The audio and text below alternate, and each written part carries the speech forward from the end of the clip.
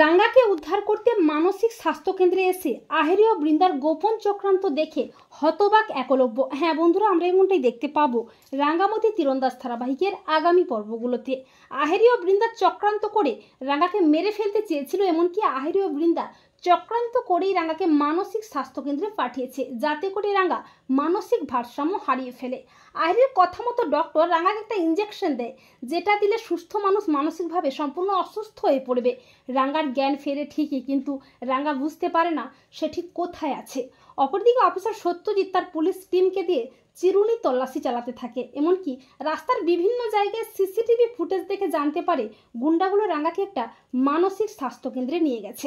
সত্যজিৎ একলব্যকে সবটা জানায়। একলব্য বলে, অফিসার আমিও যাব আপনাদের সাথে। এই বলে সত্যজিৎ তার পুলিশ টিম নিয়ে বেরিয়ে পড়ে রাঙ্গাকে উদ্ধার করতে। অপরদিকে বৃন্দা ও আহেরি যায় মানসিক স্বাস্থ্য কেন্দ্রে।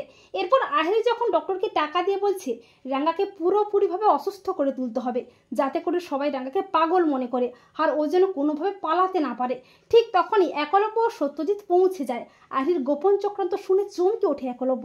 একলব্য বলে, তার মানে আহেরি ও বড় বৌদি চক্রান্ত করে রাঙ্গামতিকে মেরে ফেলতে চেয়েছিল, এমনকি রাঙ্গামতিকে কিডন্যাপ করে এখানে এনেছে, রাঙ্গামতিকে মানসিকভাবে অসুস্থ করে তুলতে চাইছে। একলব্য বলে, ওই আহেরিকে আমি ছাড়বো না, ওকে আমি বিশ্বাস করেছিলাম। আমার জন্যই রাঙ্গামতির এত বড় সর্বনাশ হয়েছে। আমার কথাতেই রাঙ্গামতি আহেরির বিরুদ্ধে সমস্ত অভিযোগ তুলে নিয়েছিল, আর সেই আহেরি কিনা রাঙ্গামতির এত বড় ক্ষতি করলো, ওকে শাস্তি পেতেই হবে।